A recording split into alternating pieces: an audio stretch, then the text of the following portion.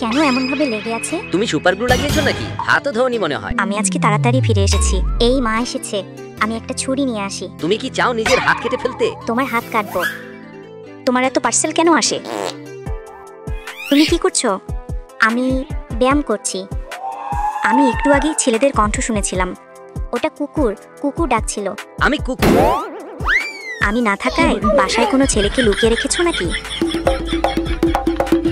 এই পর্দার সাউন্ডপ্রুফিং খুব খারাপ, তোমার জন্য নতুন পর্দা এনে দেব। তুমি সত্যিই খুব বুদ্ধিমান, তাড়াতাড়ি ঘরটা গুছাও।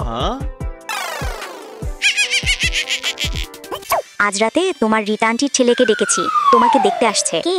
আগে তোমাকে আমি হোয়াটসঅ্যাপে পিক পাঠিয়েছিলাম, তুমি তো বলেছিলে সে স্মার্ট, তাই আমি তাকে ডাকলাম। মা ওসব কিছু না, তুমি এমন করে বলো না। Hi aunty. আন্টি, ওকে আর দেখা করতে হবে না, আমি ওর বয়ফ্রেন্ড। তুমি তো কোনো ছেলের সাথে কথাই বলতে দিতে না। আমি তো ভাবিনি তোমাকে কিভাবে বলবো ওর কথা।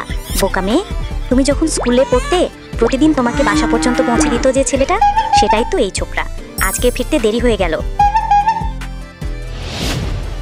Bye bye. আগামীকাল দেখা হবে।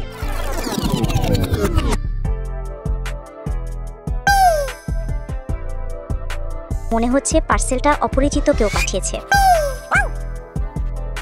মা, তুমি তাড়াতাড়ি রিতা আন্টিকে জানাও তার ছেলেকে আর আসতে হবে না। রিতা আন্টির সন্তান তো মেয়ে। মেয়ে, সে কিভাবে ওকে দেখতে আসবে? আমি একটু কৌশল না করলে লুকিয়ে রাখা কুকুরটাকে দেখব কি করে?